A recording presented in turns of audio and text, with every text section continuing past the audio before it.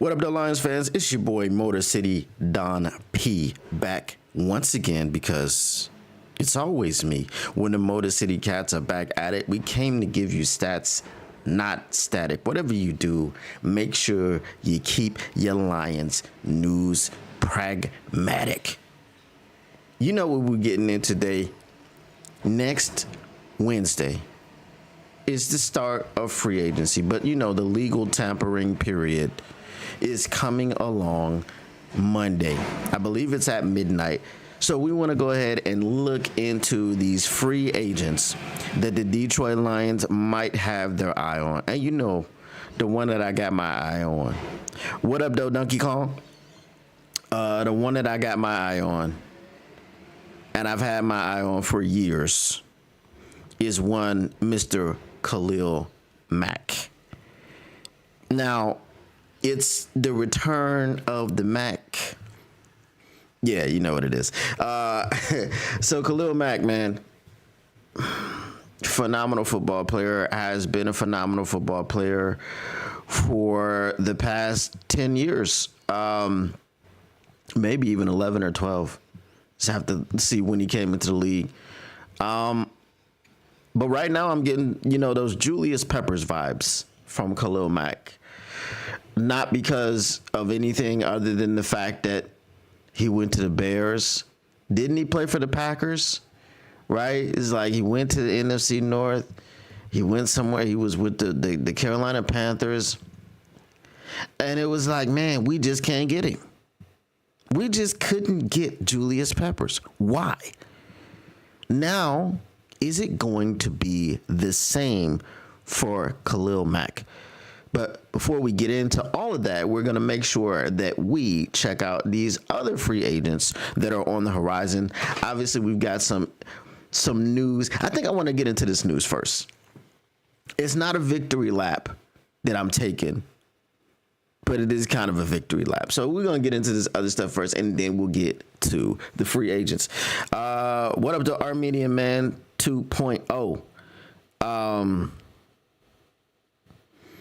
He says, how you feel about the Bears getting Thuney? Still think they're going to be buns? Well, I feel like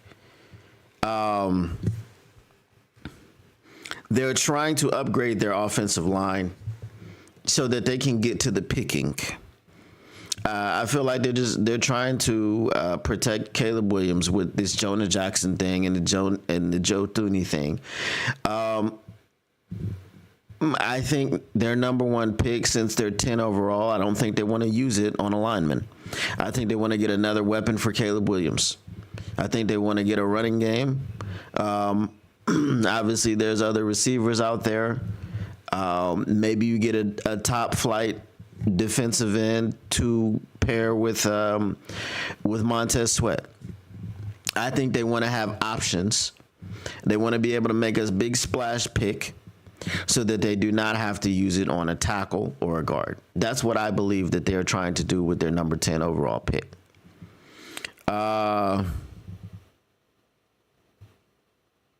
So what are you looking for out of Khalil Mack? Leadership, that's Shep's job. Okay, we're going to talk about it because 2 years ago, Khalil Mack did have 17 sacks. 17 of them things, that's one a game. His production went down a little bit last year, but we're going to get into all that. All right, so this is what I want to get to first. We had some breaking news earlier this morning. It came across the Twitter feed while I was getting ready to go out to work. And obviously didn't have time to make a video or anything of that nature. So I was like, I'll get to it when I get to it. I get to it during the show. One, Maxwell Bartholomew Crosby. Now, I don't know what his middle name is, but sometimes it's okay to make them up. Has signed a deal, a 3-year extension, with his team, the Las Vegas Raiders. It is for, I believe, three years, $106 million, with 91 of those millions guaranteed. He's the highest paid defensive player right now one thing that I want to say is damn you, Max Crosby, for doing this, because now Hutch is looking at that like,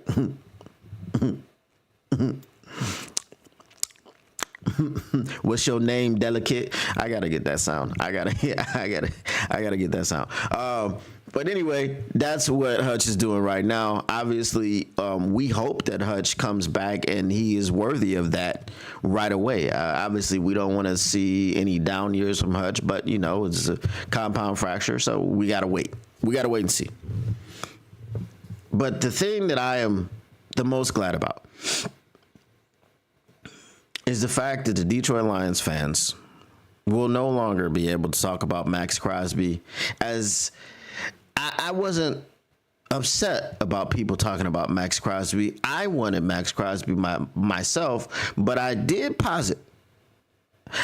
I would submit that I said to you multiple times, Max Crosby's not available. He's not available. He has said himself that he is a Raider for life. Okay? He came out with a tweet that said RN for life, and people lost their minds. It was Raiders Nation. It wasn't anything else. It's not the other thing. Okay? So he came out with this tweet a long time ago. This is when it started. This is when it all started. When Max Crosby was asked on the podcast that he does, what team would you play for if the Raiders were off the table? That was completely lost.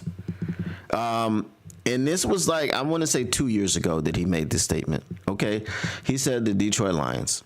Then, I think at the start of this offseason, someone started circulating it around again, and the people that hadn't seen it before started jumping on this thing like, oh, Max Crosby said he wants to come to the Lions. No, he didn't. He didn't say that. He told you he doesn't want to go anywhere. He's a Raider for life. That's what he told you. And the question was, if the Raiders were off the table, where would Max Crosby like to play? Well, clearly the Raiders were not off the table. All right, that's number one. Number two, the Lions fans that were stalking this man's Twitter, and every time he said anything that was the least bit cryptic, or it was this like song lyrics, anything, he could have just came out and like, all eyes on me, thug life, you already know what it is, blah, blah, blah, blah. Like, he could have did any of that, and Lions fans would have just been like, yo, he's talking about coming to the Detroit Lions. No, he wasn't. He tweeted out some freaking lyrics. He said, all eyes on me. What does that mean? What does that mean? He was talking to, he had a tweet talking about snakes and, the snakes in the grass, and they'll reveal themselves and all this other stuff. And Lions fans were like, oh, or it's something like snakes in the grass, and they'll reveal themselves, and they should have treated you better when they had the chance. Oh, bring him home. Bring him home. What is he even talking about? What is he even talking about? So now, all of you people that had it in your mouth, okay, and you know what I'm talking about, you can take it out. Okay? You can take it out, and you can unfollow him if you like. Okay?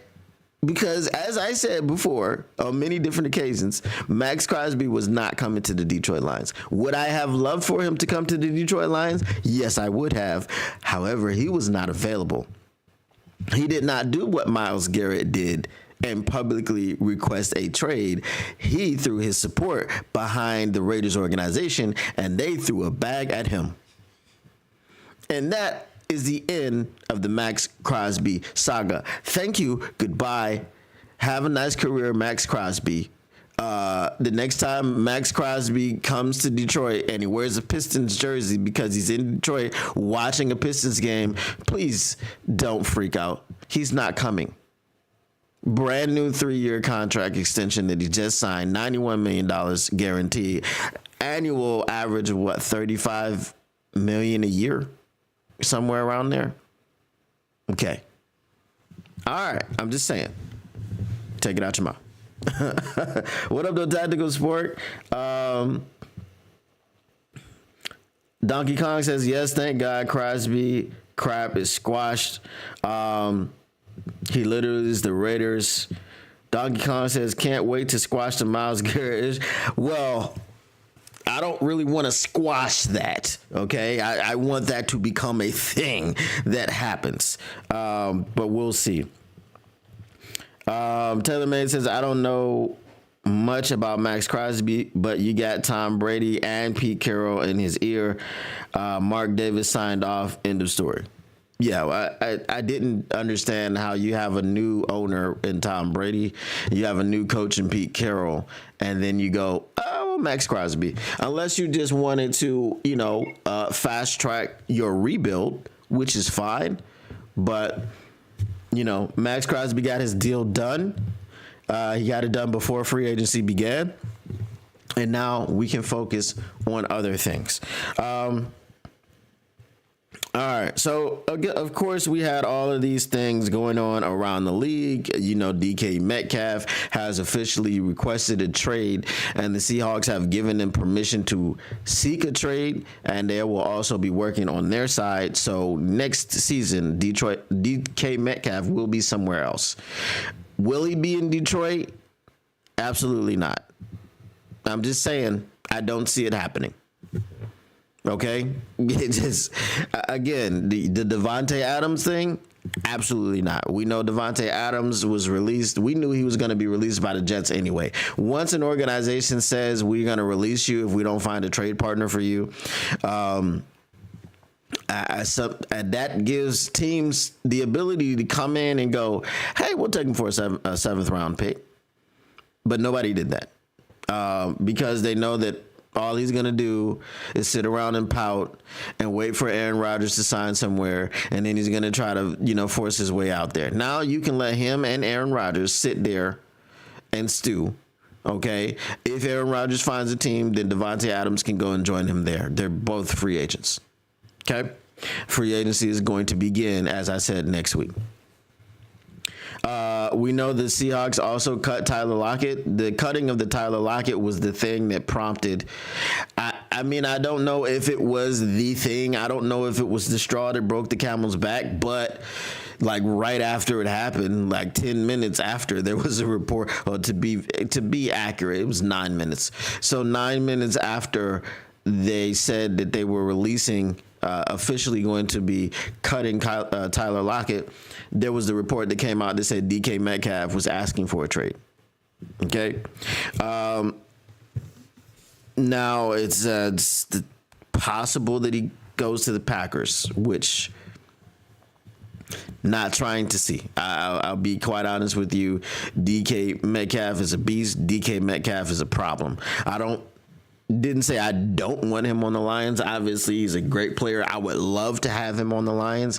Is he coming to the Lions is the question, and the answer is no, because he wants to also get a new deal. So, no. Okay, and DK Metcalf is going to be a $20+ million receiver every year. So, no, that's not going to happen. All right. So, what else happened around the NFL?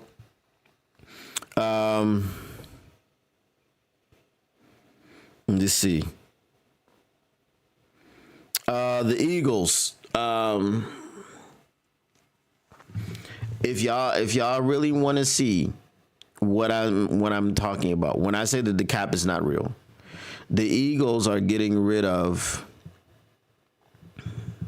I think it's 5 defensive players. They're not going to bring back.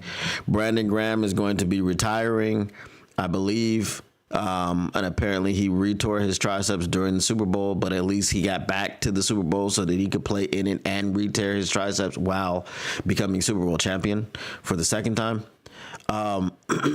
So he's going to be retiring. Apparently, we know they've got rid of Darius Slay already. Josh Sweat. Is it Milton Williams? Both of those guys are going into free agency. They re-signed Zach Bond today. They gave Saquon Barkley a $20 million per year extension. And now they're trying to make a move for Myles Garrett. Like, Okay, they let this cap space go into free agency so that they could sign Myles Garrett. But here's the thing. Dak Prescott redid his deal, and just the restructuring. And this is what I've said before. I've said this many times. It doesn't matter what your cap hit looks like in 3 years. And this is why they structured the court. This is why they structure the contracts the way that they do. Jared Goff has a cap hit of 69 million, I think, in 2026. Okay? He's not going to count 69 million against the cap in 2026. Dak Prescott had an outrageous cap number. They restructured his deal. Not only did that bring his cap number down, but it freed up $36 million in cap space. Okay? Just by restructuring the deal. And I've told you ways that they restructure. Basically, you take a chunk of the money and you convert it into a signing bonus. Or you could take the entire sum of what they were owed for that year and turn it into a signing bonus, and then it counts like for $1 million against the cap. And this is how you clear up $36 million in cap space with one move that way. Again, I'll keep telling you guys, because this is the reference that I have that makes sense for the Detroit Lions. When we traded Stafford to the Rams, he had a $60 million cap hit. He restructured the deal. They converted the entire cap hit into a signing bonus. He counted for $1 million against the cap when he was first with the Rams. Okay, so when they won that Super Bowl that first year, he counted for $1 million against the cap.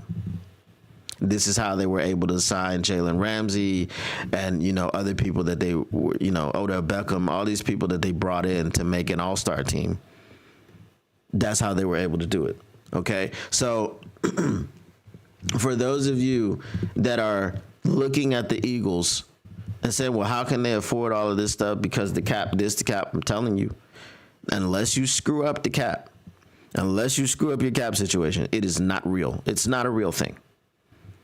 Okay, there are too many loopholes. There are too many caveats. There are too many, for lack of a better word, finagles, right? Ways that you can finagle the salary cap to do what you want it to do. There's too much of that going on, right? If it was a real thing, there wouldn't be so many loopholes. There wouldn't be so many.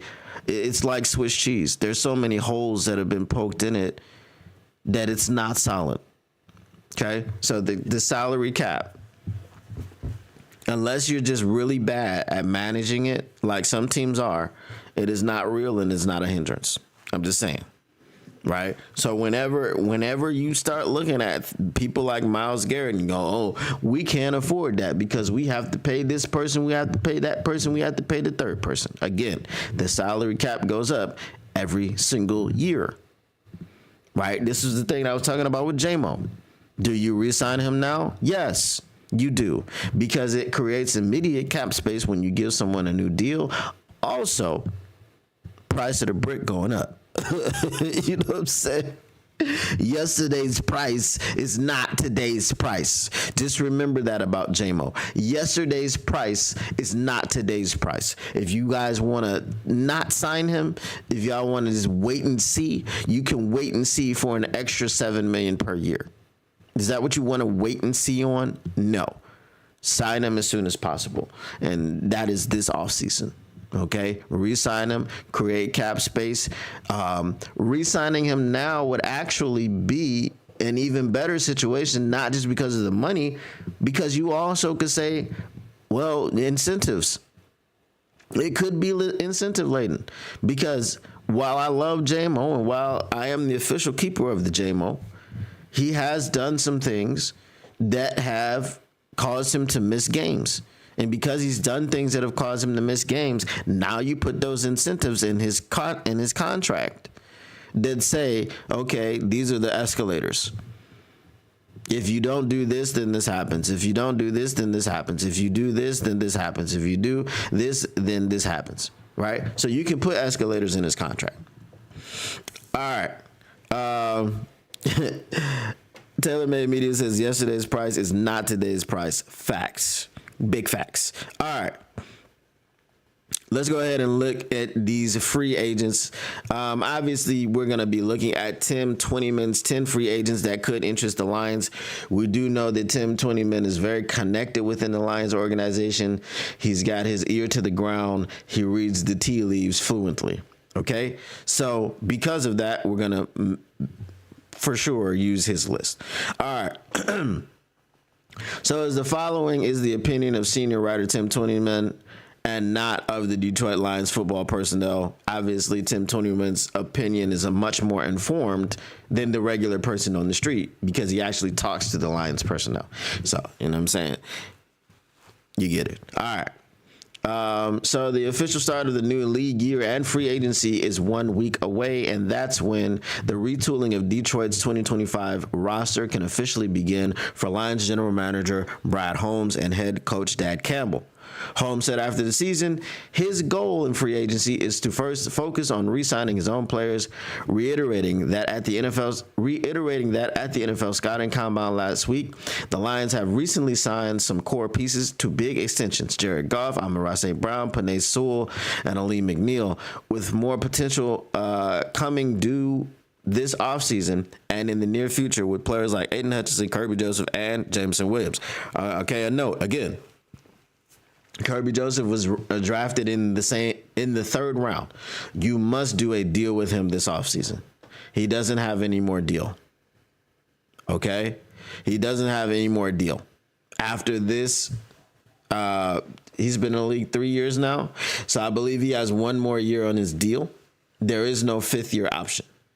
Okay? Because when you're drafted outside of the first round, you don't have a fifth year option. So, I believe he may have one more year left. Obviously, you don't want to have a player going into the season on the last year of their deal if you can avoid it. We know that the Detroit Lions have not used the franchise tag since I think it was Ziggy Ansah in 2016 or 2018, one of those years. So the Lions are not a team that often uses the franchise tag. So look for Kirby Joseph to go ahead and get a deal this offseason. That might limit how big of players Holmes and the Lions pursue in the unrestricted free agent market, but there could be room under the cap to do both. The NFL increased the salary cap for the 2025 season by $23.8 million to $279.2 million per team, which gives general managers like Holmes some added flexibility. There are a lot of decisions that we have to make because we're at that point. We're at the juncture with our roster right now, blah, blah, blah, blah. This is what Brad Holmes said last week at the Combine, and I think I played that sound, so I'm not going to go ahead and bore you with the details. We've already seen it. So with that being said, here is my list of 10 potential free agents that could interest the Lions. Note, this does not include current Lions set to become free agents who would resign with or could resign with the team. All right. So what I'm going to do, I'm going to make this interactive. You know how I like to do. I like to make it interactive with the chat. And TaylorMade Media, again, is letting his obsession with Pat O'Connor cloud his judgment. No one told you that. No one told you that, TaylorMade. Again, when you talk about Pat O'Connor in that way, I have to ask the question. You lying? Why you always lying? Oh my God. Okay, I have to ask that. And whoever told you that, TaylorMade, whoever told you that, if a person actually told you that, I would ask them this. You smoke crack, don't you? You smoke crack, don't you? Look at me, boy. Don't you smoke crack? That's what I would say. All right. So as we go to this list, I will put yes or no polls. So I need you guys to do this quickly. All right. I'm going to put the poll in the chat. And then I'm just going to let y'all go as I read the profile. All right. So the first person on that list is defensive tackle Milton Williams. So Williams was the best player up front on defense during Philadelphia's playoff run to a Super Bowl title. He had 5 sacks and 10 quarterback hits as a rotational player during the regular season and 2 more sacks in the playoffs. I actually thought he had 3 sacks in the playoffs. But anyway, the only problem is he's set to have a big market at only 26 years old and could potentially cost more than the Lions are willing to spend in free agency this offseason. So what do we think about Milton Williams? And just to remind you, Milton Williams was surrounded by talent. We've had people come here to the Detroit Lions before that were surrounded by talent, and they performed really, really well. But because they didn't have that talent that they were surrounded by, they didn't perform like that in Detroit. Okay? Look at Ben Johnson. Okay, and I don't know who's watching, so I'll just say the coach's name. Look at Ben Johnson. Okay, if he's surrounded by talent within that offense, he can make things work. If he doesn't have talent in that offense, he can't make things work. Right? If all they have is DJ Moore, and that's it, he's the only player that you have on your offense that's worth anything. It's not going to be as successful as if you have DJ Moore and Roma Dunze turns out to be something, and you bring back Keenan Allen because we know what he does, and then you draft an Ashton Genty or someone of this nature, okay, and you have an offensive line that's going to protect Caleb Williams and keep him from getting sacked 60 times this season like he did last season, then you might have something. Okay, then the Bears might be a little bit of a difficulty in the NFC North. All right, let's see what you guys have said in the chat poll. We have 100% yes on Milton Williams. That's because we only got one vote. The only reason that I would say that you go and you get a Milton Williams is because you don't know what is going to be happening with Aleem McNeil. You don't know when he's going to play, and you don't know how he's going to look when he comes back from that. Before that, the worst thing that he had was he missed 4 games with, I believe it was a calf strain. So a calf strain ain't that. Okay, a calf strain is not a torn ACL. So I'm going to say no on Milton Williams, personally. I'm going to say no on Milton Williams because if you're signing a stopgap for Aleem McNeil and you're not signing a replacement for Aleem McNeil. You're signing a stopgap, and you're signing a guy that will then be in the DT rotation. So after Aleem McNeil comes back, then you're going to have Aleem McNeil, you're going to have DJ Reader, and you're going to have this guy. And then also if they use the draft pick, you'll have Mekhi Wingo, right? So you've got a rotation now building up. And that's what we're going to be looking for. I don't think you're looking for a replacement to Aleem McNeil. So I would say no on Milton Williams. Again, I said you have to be smart with the cap. So if his market is, overpriced, inflated because he just won a Super Bowl, you're probably not going to be competing with a team that's trying to bring him as a starter, and you're really just trying to bring him in as the backup to Aleem McNeil. But you have to play him now because Aleem McNeil's not going to be ready for training camp, apparently, okay, and all these practices. All right, so now we got a 50-50 split on Milton Williams. Well, now we got 3 votes. 67% say yes, 33% say no. So ending the poll, we have a yes on Milton Williams. All right, my next poll. I'm going to come back to this one. All right. We're going to go to the offensive side of the ball on this one.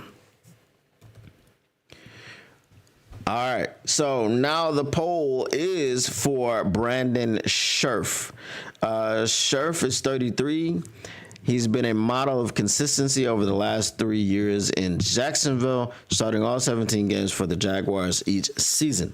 He didn't allow a single sack and over 1,000 snaps last season and would be a plug-and-play veteran addition that is still one of the best pass-blocking players at his position. A veteran free agent Kevin Zeitler doesn't return to Detroit. Brandon Scherff. What do you guys think? Get your votes in.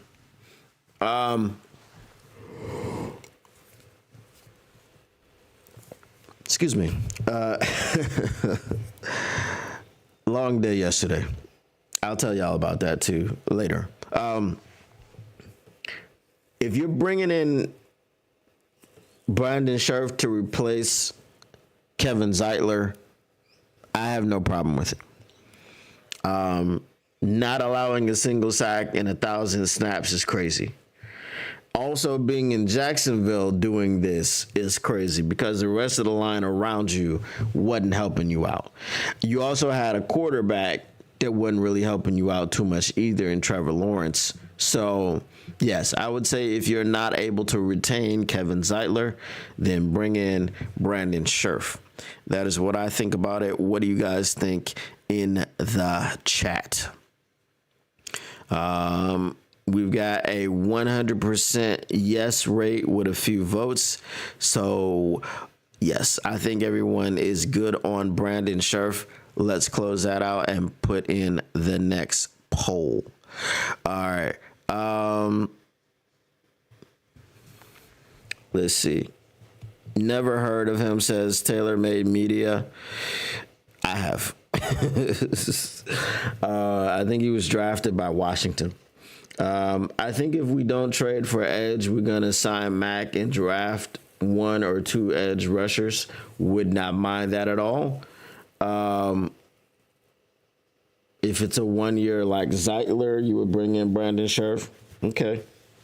Yeah, I don't have a problem with that. As long as he's able to slide in, pause, and fit seamlessly with the rest of the offensive line, I'm good with it. All right. The next poll. Let's see. We gotta see how we pronounce this man's name. Okay, it's not that difficult. All right. Deo Odeyingbo.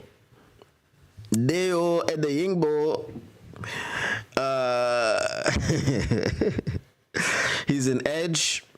The Lions loved the idea of signing a big edge rusher in Marcus Davenport opposite Hutchinson last year to collapse the pocket. Odeyingbo is 6'6", 286 pounds, and has 11 sacks and 34 QB hits combined over the last 2 seasons. Yes. I'll get my Jack Nicholson on. Bro, if you don't get Myles Garrett, go into the draft with this 6'6" monster. He's 6'6", 286. That means he's a bit bigger than Marcus Davenport. He also doesn't have the extensive injury history that Marcus Davenport has. Yes. Okay, sign him up, please. 11 sacks and 34 QB hits over the last 2 seasons. Okay, 17 QB hits a season, 6.5, 5.5 sacks per season, depending on how you put it out there. I definitely would be grabbing him. Pause.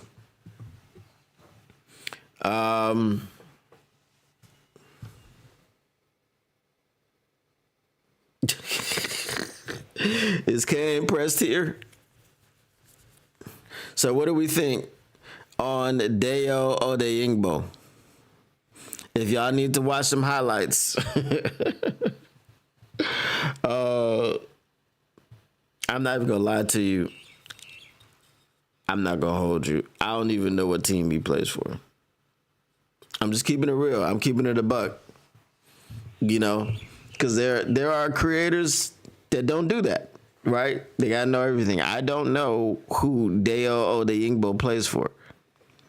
Does anybody know? Anybody in the chat? Obviously, if he's 6'6", 286 and had 11 sacks and 34 QB hits over the last 2 seasons, he's gonna cost a pretty penny. He's not gonna be cheap. Let's see. Let me look him up.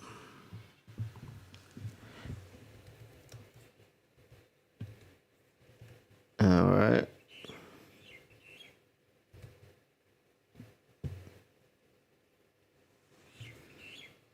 Oh, hold on.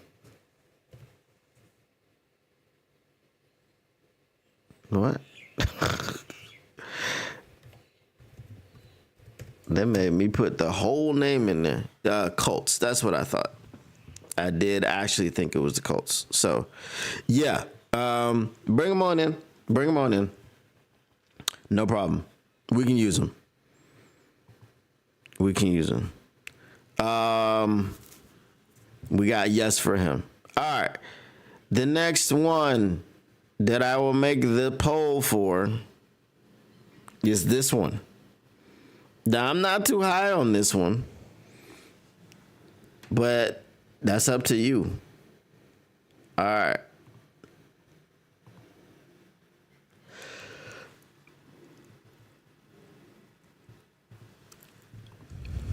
All right, let's make a poll for this guy.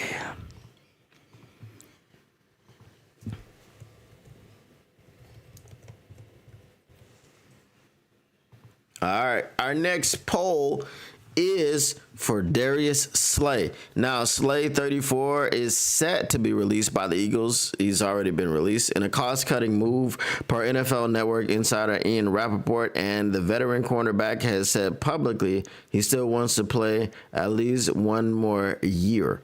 He could provide veteran leadership and depth to Detroit's young cornerback room.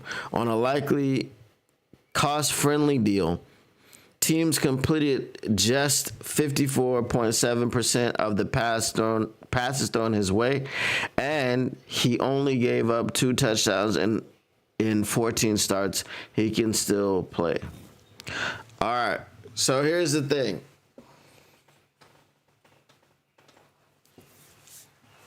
He still has the ability. My priority is still Carlton Davis. Now, there was like a cryptic tweet that he put out before, but Darius Slay. Again, we had this discussion a few days ago, and I said it depends on the price. Because what is the role for Darius Slay? Do you want him starting opposite Carlton Davis? And if you don't bring Carlton Davis back, do you want him starting? Let's see. Yeah, what's the role and what's the price? That's all. That's all I need to know about Darius Slay before I can say yes or no. Because I don't know. That's how I feel about it. I'm not really concerned about the nostalgia, all these things. Do you want him taking away from Terrion Arnold's growth? Will he be able to accept a third string quarterback behind Terrion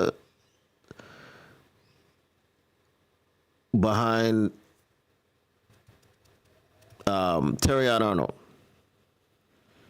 Right?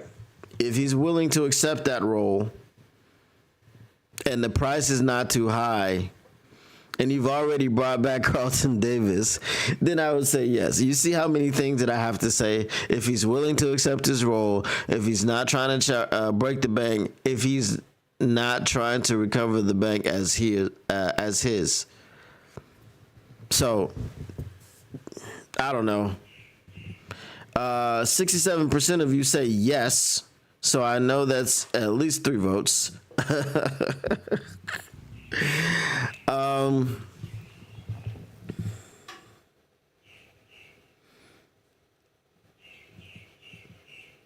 All right, so Armenian Man says we can use every D-line player if it's a cheap deal. TaylorMade Media says, but I personally want Carlton Davis back. That was Armenian Man. Carlton Davis can't scroll. Can't call it on Slay, but his wife is fine as frog's hair. I have a strange feeling Davis might go to the Jets. There was a tweet that was cryptic. He said something about, I won't make this same mistake again. If you want to upgrade your defense, you know who to pay. And what did he say? Put on the tape. So yeah, I don't know. 75% of you say yes. I'm 50-50 on Darius Slay. If Carlton Davis doesn't come back, certainly bring in Darius Slay while we bring along a slew of rookies. All right. So that's what I would say about Darius Slay. All right. The next one on this list. Hold on. Okay. All right. The next one on this list, we will type it out here.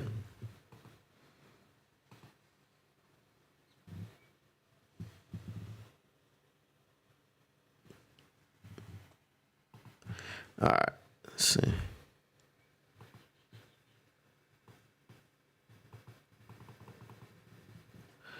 Have I created more polls than I can? Hold on. All right, now.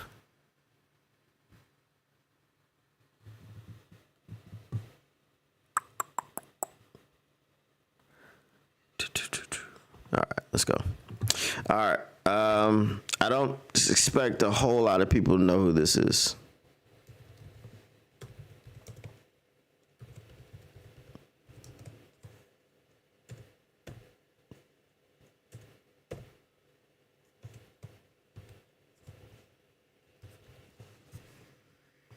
All right.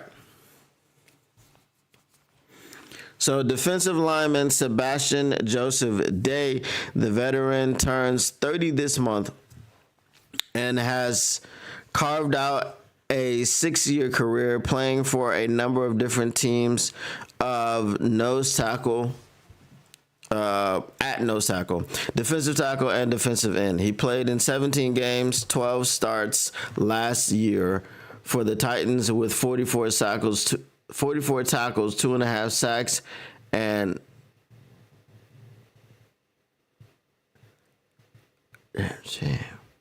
all right.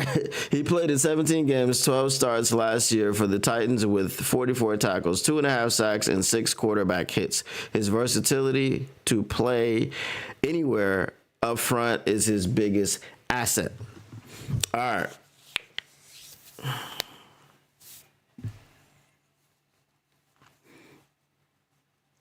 This could be a steal of a signing. Because if we look at this, it says he's played for a number of different teams at nose tackle, defensive tackle, and defensive end. So if he can play all of the positions, I think you bring him in as a depth signing. Maybe because Maybe because Tennessee's defense or the whole entire team was so bad last year. Maybe he does get a decent sized bag. But if you can finagle a contract with him, I would say go ahead and do it. So what do you guys have to say in the chat? He was on the Rams. He was solid on the Rams. Taylor May says who? Yes, Sebastian Joseph Day. Yes, because he's depth and he can fill in. So we have mostly yes votes, couple no votes. It is what it is. All right, let's move through this.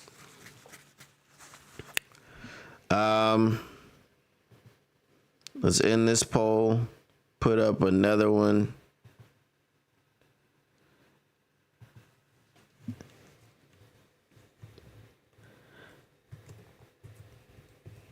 And this guy is a linebacker and an edge.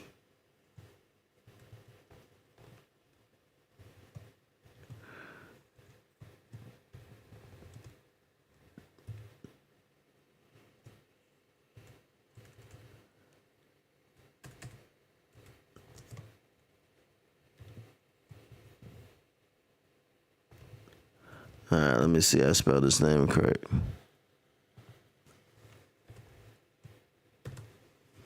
Yeah, I think I did. All right. Azeez Ojulari. And I didn't create a poll for that. I just typed his name. All right. And I didn't type it right.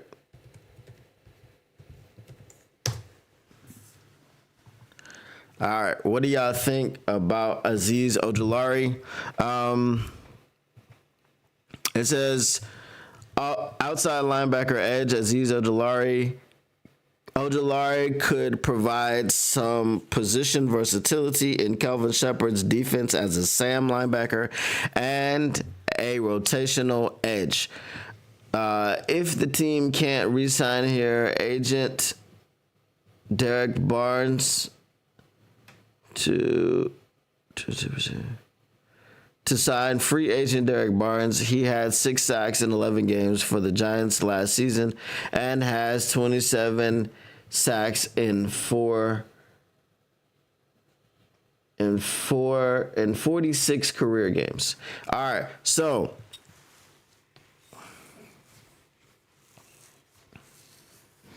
in New York,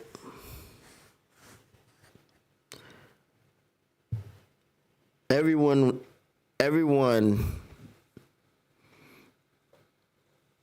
can wait to get out of there. Now, here's the thing. Joe Shine, or Shane, or however you say his name, has pictures. How?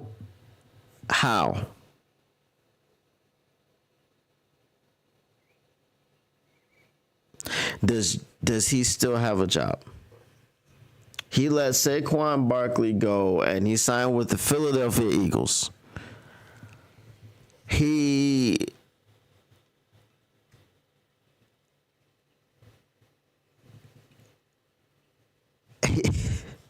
let Azeez Ojulari go for nothing.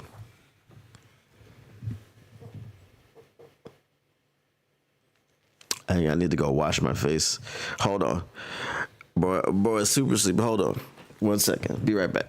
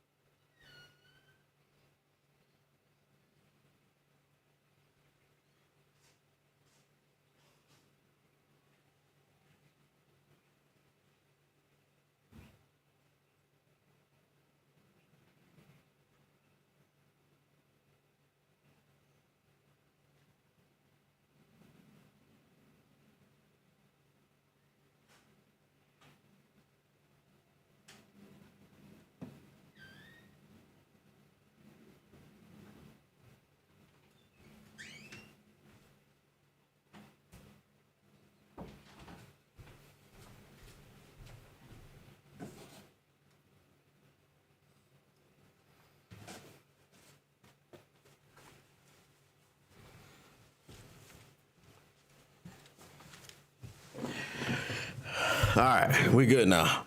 You know when you have one of those days where you got like maybe an hour more sleep than you usually get, and then you just can't wake up all day? Yeah, I'm having one of those days. I'm having one of those days, but I think I'm good now. All right, so the question that I'm asking is, how does Joe Shine still have a job, or Joe Shane, or whatever his name is? He let Saquon Barkley go for nothing. He went to the Eagles. My man won a Super Bowl. The Eagles just re-signed him. Because I think they didn't want to pay him like 11, 12 million or something. The Eagles just gave him 2 years, 20 million per. Okay? Or 20.5 million per, right? Now the Azeez Ojulari thing, where they sat on him at the trade deadline, and they're like, we're not trading him. Bro, you won like 4 games last year. You weren't gonna win anything. You had no quarterback. Your situation was terrible, and then now my man's a free agent, and we knew he was going to be a free agent. That's why when Joe Shane or Shine, whatever his name is, was like, oh, we're not going to trade Azeez Ojulari, that's why we all called Cap. We're like, bro, this dude is going to trade him. He's just trying to drive the price up. But the dude actually didn't trade him. And now he's walking away for absolutely nothing. If I was Azeez Ojulari, there's no way in the world that I would re-sign with the New York Giants. Not with a buffoon like that as my general manager. So absolutely not. All right. Now, as far as the Detroit Lions bringing in Azeez Ojulari, said Ojulari could provide some position versatility in Kelvin Shepard's defense as a Sam linebacker and rotational edge rusher if the team can't re-sign free agent Derek Barnes. He had 6 sacks in 11 games for the Giants last season and has 22 sacks in 46 career games. The thing about Azeez is I don't think that he has the workload that a Derek Barnes has. He's been kind of a part-time player, and it's really been kind of an enigma. That said, I like the production that he has when he's in the game. So I would say, yeah, we go ahead and bring in Azeez Ojulari. Now, would I prefer to have Derek Barnes? Yes, I would prefer to have Derek Barnes. Keeping the culture the way it is. We know how he is in the locker room. We know how he is around the guys. So I would say, for me personally, I would like to keep Derek Barnes. But if we weren't able to keep him and we're not able to draft Jihad Campbell, which, of course, draft Jihad Campbell if you have the ability to do so. But, yes, if that was the case, then I would like to see Azeez Ojulari here. All right, let's see what you guys are saying in the chat.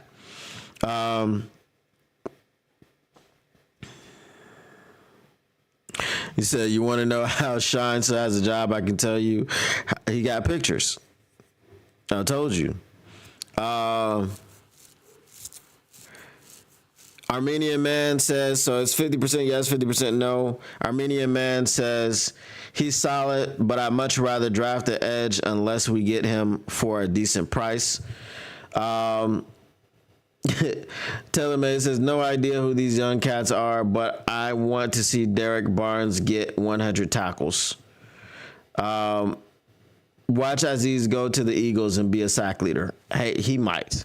I'm pretty sure that he's picked up the phone and called Saquon and was like, what is it like to play for a competent organization? Because I don't know. All right. Let's get to our next person. Now stay with me now. I'm gonna get to the meat and the potatoes. All right, here's the next person.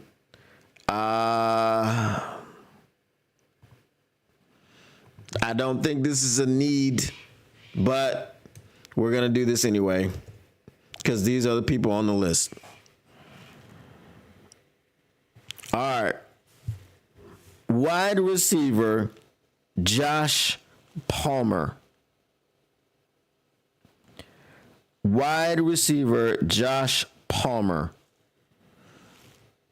Do we pick him up or no?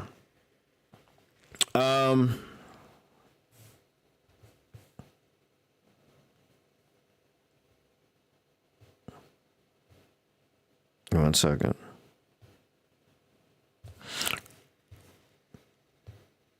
All right. So St. Brown and Williams are the clear number 1 and 2 in Detroit, and punt returner Khalil Raymond is a nice option in the passing game too. But the Lions could stand to add another reliable veteran option and probably a young draft pick if they can't re-sign Tim Patrick. The 25-year-old Palmer has recorded at least 500 receiving yards in each of the last 3 seasons for the Chargers, and his frame of 6'1", 210 gives the Lions a little more size at the position. No,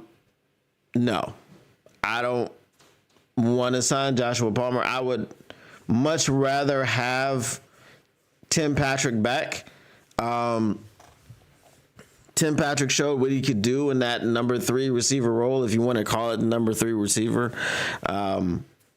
I just went off of what Dan Campbell said. Dan Campbell always said that Khalil Raymond is the number 3, but Khalil Raymond is more of a gadget guy and is more of a situational guy.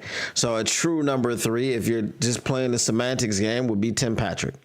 Tim Patrick is 6'4", 6'5". I think he's 6'4".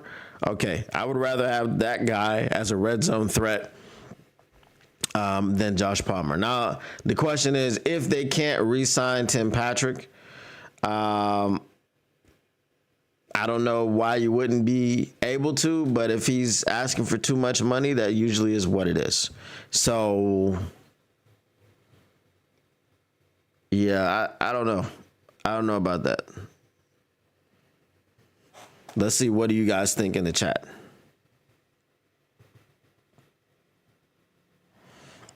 We have a no there. How much money did Saquon just get?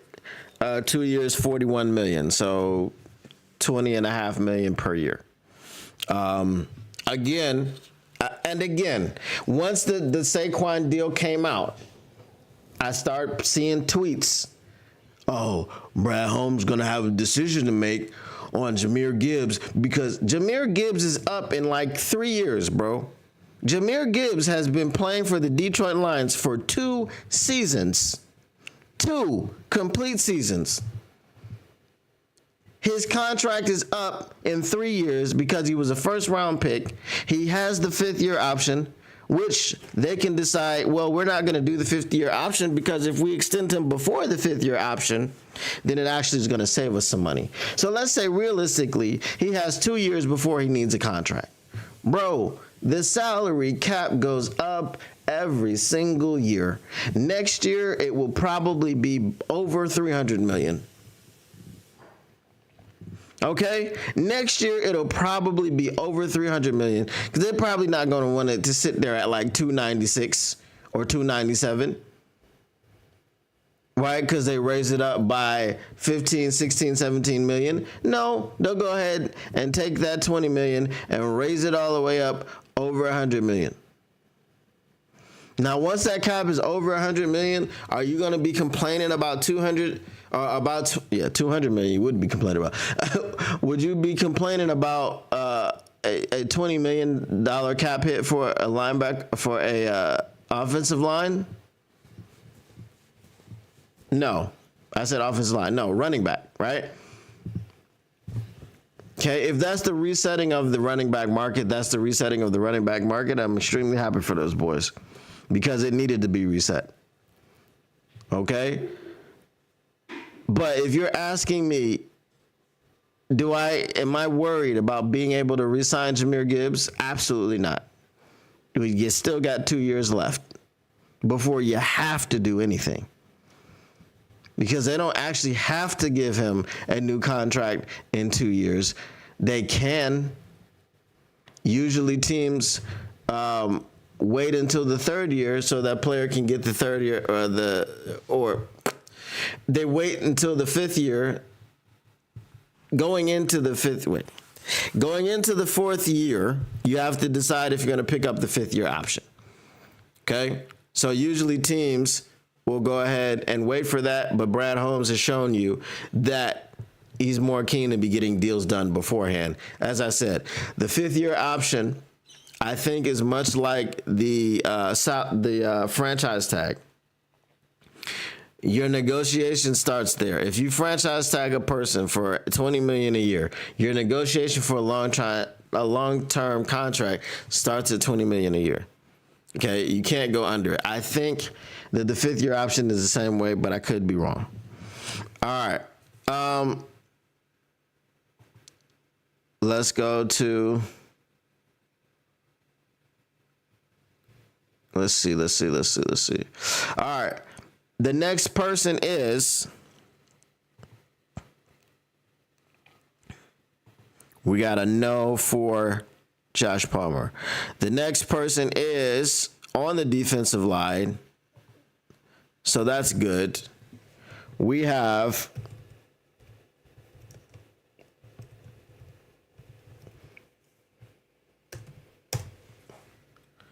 Javon Kinlaw is the next person in the poll. All right, so Javon Kinlaw is a defensive tackle. The former San Francisco 49ers defensive tackle had his best season with the Jets on a 1-year deal last season, recording 40 tackles, 27 solo, 4.5 sacks, and 5 tackles for loss. He's played in all 17 games the last 2 seasons after, let's see, injuries. Where does it say after something? Okay, after dealing with, he played in 17 games the last 2 seasons after dealing with injuries in 2021 and 2022. That's a lion. He's 6'5", 319 pounds, and would offer a little different skill set than McNeil and DJ Reader as a rotational piece inside. If he's coming in for a rotational piece inside contract, then I don't mind bringing in Javon Kinlaw. If he's coming in looking for something else, bigger money, no.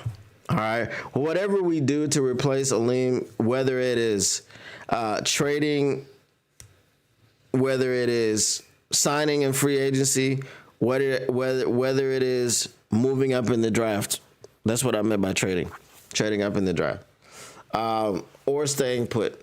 But whatever they do at that defensive tackle position, I'm not trying to break the bank and spend a bunch of money because Aleem McNeil is supposed to be coming back. So I would say it depends for me on Javon Kinlaw. It depends on what type of money he's looking for. Because I'm not going to pay a dude a bunch of money to be a rotational piece. All right.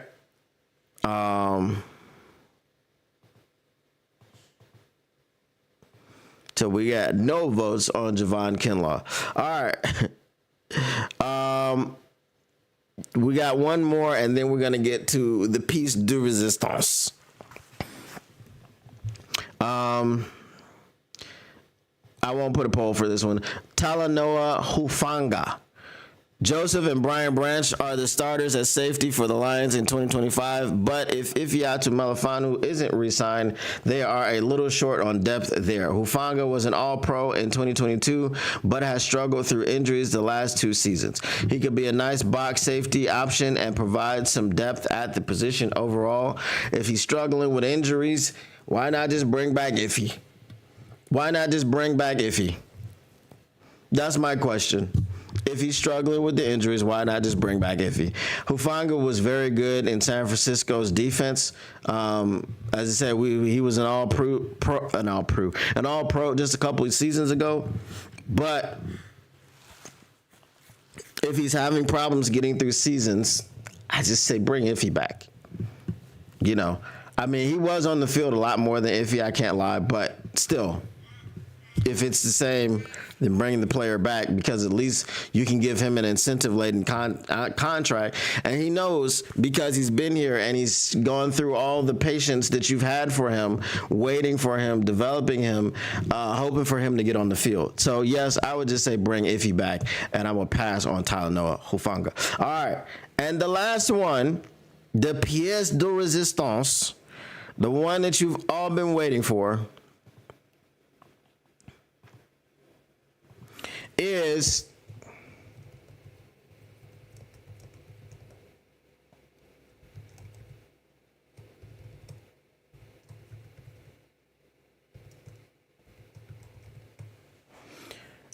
All right. That's the poll. The poll is the return of the Mack, Khalil Mack. All right, what are we doing? The 11-year veteran can still get after the quarterback and stop the run. Mack would be part of a pass rush trio in Detroit alongside Hutchinson and Zadarius Smith, where he won't be asked to play every down. At 34 years old, he proved last year he could still make a difference, 6 sacks and 15 quarterback hits, and could make a run at Super Bowl with Detroit on a short-term deal. Yes. 1,000 times yes. Now,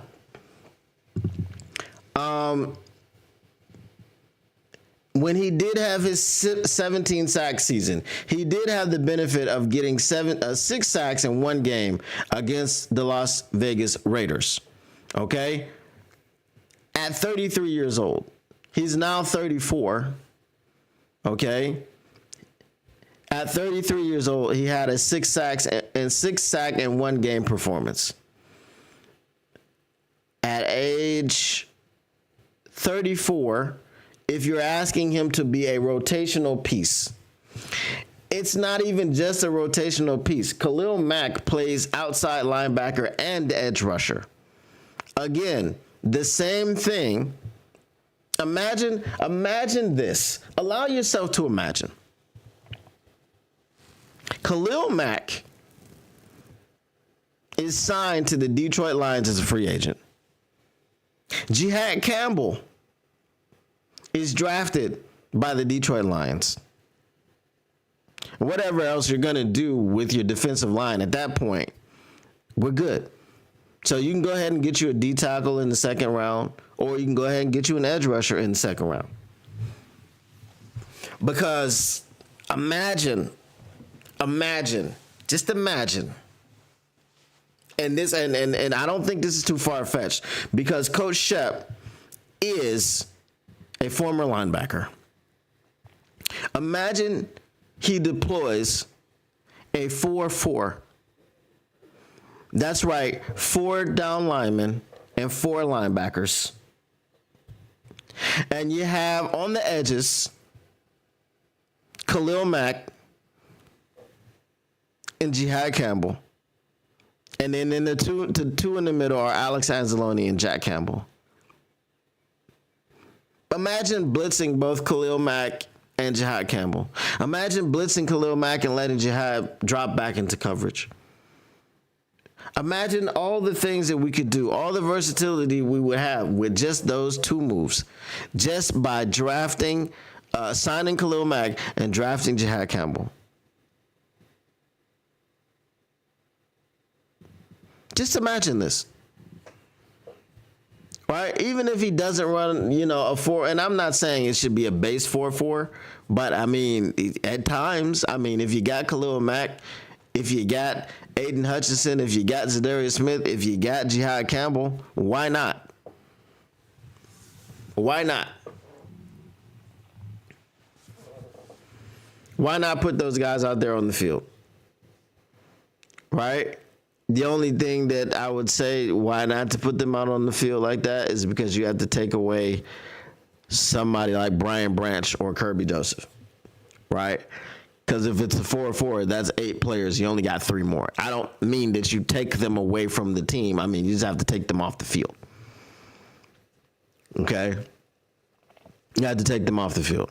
And what if you get funky and just say, all right, well, Jack Campbell, you go sit down for this play, or Alex Anzalone, you go sit down for this play, and you move Brian Branch down into the box.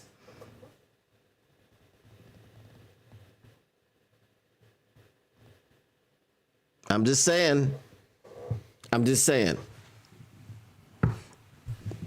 Just imagine. Let yourself run away with this thought process.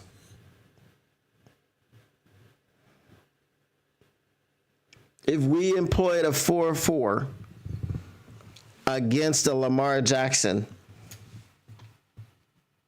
and you've got a edge rusher with speed chasing him down, like Hutch, like Zadarius Smith, like Khalil Mack. And then he's got to run around and try to get to the edge.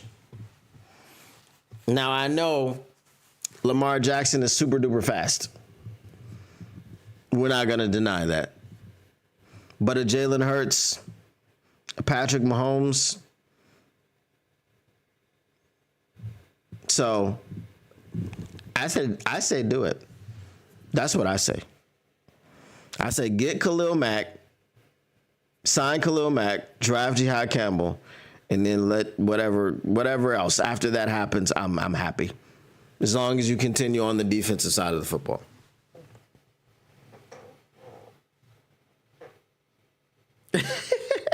Pièce de résistance. Where is my girl at TM Martin Esquire to translate it for me? I don't know where she went. I don't think she's an off-season diehard. She's an in-season diehard. We 100% yes for Khalil Mack. All right, 100% yes for Khalil Mack. I just think that it would make this defense so dynamic. You know, here's what I would submit. A lot of people think that we're one person away. We're one piece away, and that piece is Myles Garrett. But allow me to just look at a plethora of moves that can be made. I already laid out what this could look like if you were able to land a Jihad Campbell and sign a Khalil Mack. So we're looking at the moves of a draft and sign, or a sign and draft. Those two moves, if they're made correctly, they could really like do things. Just two moves. Now, we are looking to make more than two moves. If you don't get Myles Garrett, if you don't trade the draft picks, you are going into you're going to sign someone in free agency. Hopefully it's Khalil Mack, right? Hopefully you're able to draft Jihad Campbell. Now after that, what else do you need? And that's my point. After that, after you've drafted these players and drafted this player and signed these players, now everything else is gravy. I mean, your defensive line rotation is going to be crazy, right? Your defensive line rotation is going to be crazy. You're going to have some young studs to fill the middle and to be on the edge. You got the older studs, right? It's Zadarius Smith and Aidan Hutchinson. I shouldn't call him older. He's a vet now, right? You just got so many pieces for Coach Shep to play with. And like I said, you are satisfying two situations with what am I looking for? I'm tripping over my words today. I told you I'm tired.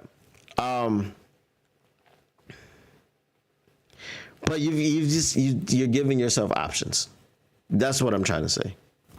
You're giving yourself all types of options. I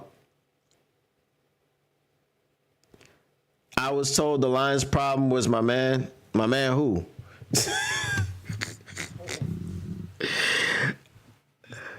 I'm just saying, you know, if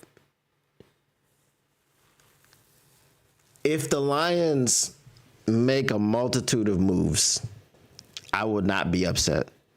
If the Lions did get Myles Garrett, I'd be over the moon. I just don't want Myles Garrett, if he's not coming to the Lions, I just don't want him to go to the Packers or the Bears or the Vikings or the Eagles. Don't want them to go to those places.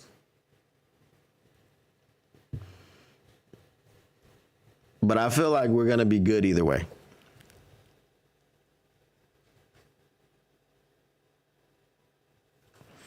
I was told that the Lions' problem was my man AG, but they finished 15-2. AG was never the problem. AG was never the problem with the defense. The problem with the defense was always we didn't have pieces. And then even when we got pieces last year, we didn't have them because they all got injured. Right? I'm excited to see, and this is why I'm saying, this is why I think that if Jihad Campbell is there, he's the pick. Because you give your defensive coordinator a piece that he can shape and mold. Coach Shep is a former linebacker himself in the NFL. He's a former linebackers coach. So if you're going to give him a piece like Jihad Campbell that he can shape and mold, I just feel really good about it. I feel really good about it. But I'm going to go ahead and get out of here, man, because I need to take a nap. I need to reset my clock because whatever is happening, got to reset my clock, bro.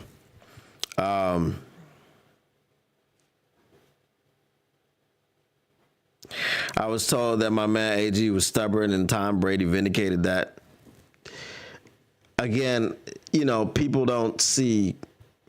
If you don't know what you're looking at, you're gonna make claims. But it is what it is.